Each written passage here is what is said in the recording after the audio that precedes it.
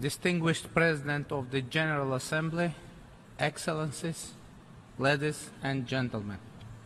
First of all, I would like to congratulate Her Excellency Maria Fernanda Espinosa Garce upon her elections as a President of the 73rd session of the General Assembly and wish us fruitful deliberations under her able leadership. Ladies and gentlemen, it is a great honor to address you as a leader who has recently become the Prime Minister of Armenia as a result of People's Revolution, which is now known as the Armenian Velvet Revolution. I would like to take a minute to share the story of our victory over the authoritarian rule. The people of Armenia succeeded in unpredicted and unprecedented revolution without any violence, any victims or public disorder. And it was not coincident. Our intention was to make a revolution of love and solidarity. From the very beginning, we declared that we ruled out any violence. We declared that even if violence was used against us, we would not respond with violence. We declared that our response would be with raised and open hands, smile and love. When we started this political process, there were only dozens of us marching from the second biggest city of Armenia, Gyumri, to the capital, Yerevan.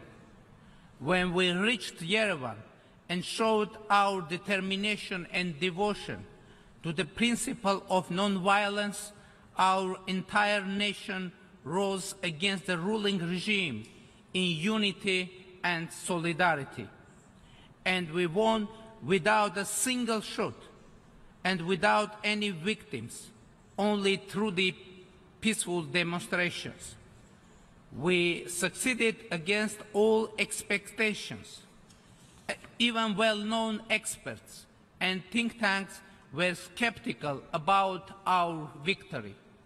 Against all odds, I was elected Prime Minister. I was elected in a parliament where I had only 4 reliable votes, including my own. Yet it was possible. It happened because people were firm in their demand, and the parliament, elected just a year ago, had no other choice than to follow the people's will. Today, that parliament continues to work. However, it does not represent our people's will, as it was not before and during the revolution. Why is it so? The answer is short, because it was elected through the elections with the massive vote-buying process and use of administrative resources and oppression. An important text for holding genuinely free and fair and competitive elections was the Yerevan City Council elections, which took place just before my departure to New York. The fact that all the main parties for the first time since Armenian independence congratulated the winning candidate and nobody questioned the official results of the elections speaks about the establishment of a completely new political culture in Armenia. In the same spirit, we are now getting ready for snap parliamentary elections in Armenia. Free, fair and transparent elections will become an irreversible reality in Armenia and will bring strong and vibrant democratic institutions that functioning system of checks and balances.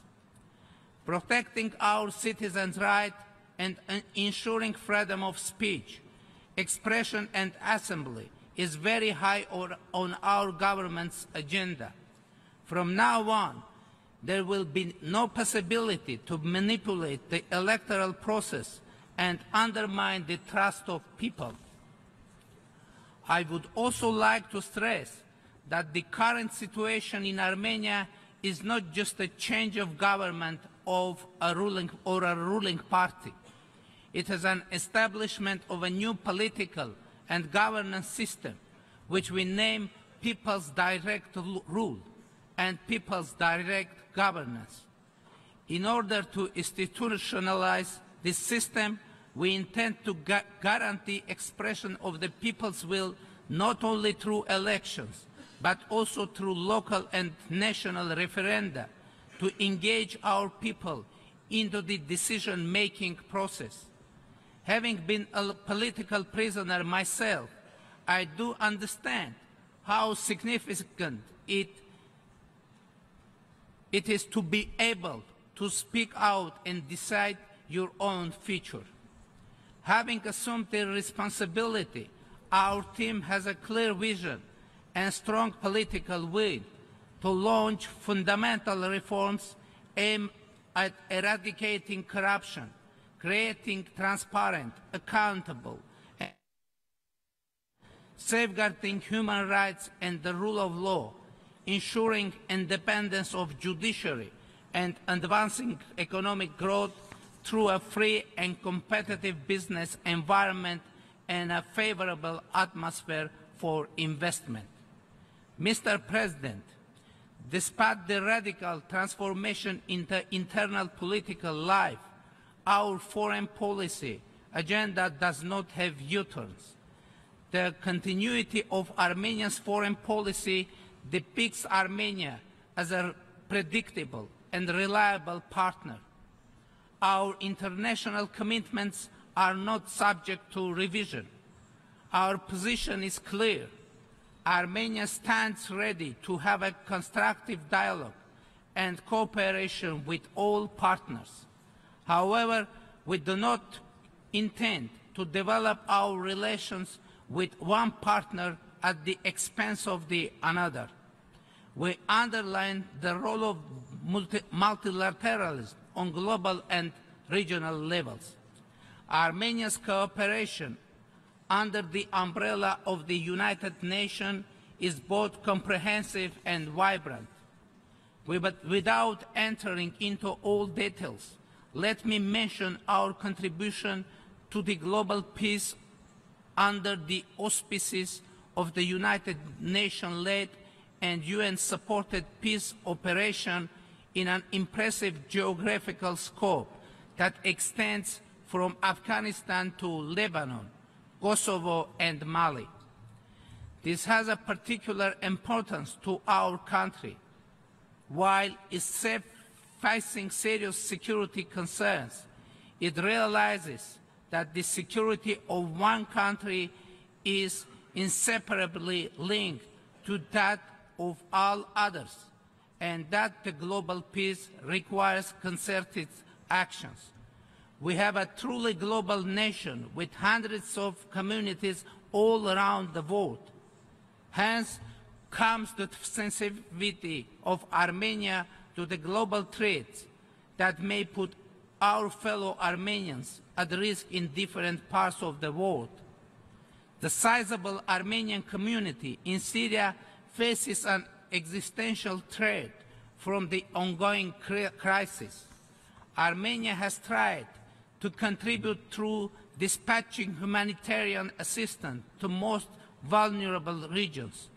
We stand ready to enhance Armenia's humanitarian mission aimed at meeting the most pressing needs of our community in Syria. As a nation that has passed through the horrors of genocide, Armenians have a security consciousness when it comes to our fellow people and are ready to do their utmost for their protection. Mr. President, the peaceful resolution of the Nagorno-Karabakh conflict continues to prevail our foreign policy agenda. The status and security of the Republic of Artsakh is an absolute priority of the Republic of Armenia in the negotiation process. Any attempt to resolve the conflict through military means represents a direct threat to the regional security, democracy, and human rights. Armenia will continue its constructive engagement in the peaceful resolution of the conflict within the format of the OSCE Minsk Group co-chairs, which has the only internationally recognized mandate to deal with the conflict. Azerbaijan should change its behavior of disrespect